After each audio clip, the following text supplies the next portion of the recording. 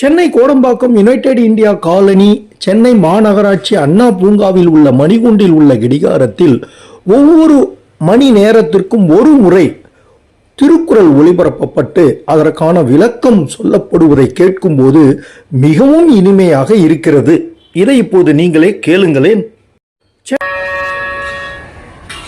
நேரம் காலை 8 மணி.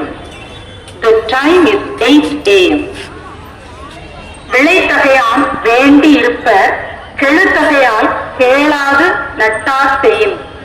உரிமையால் நண்பர் ஒருவர் தன்னை கலந்து ஆலோசிக்காமலேயே ஒன்றை செய்துவிட்டால் அது சிறிதும் பொருத்தமில்லாதது என்றாலும் நட்பின் நெருக்கத்தாலும் தலைமை முறையாலும் பெரியோர் ஏற்றுக்கொள்வார். விளைத்தகையான் வேண்டி இருப்பர் கெழுத்தகையால் கேளாது நட்டார் செய்யும்.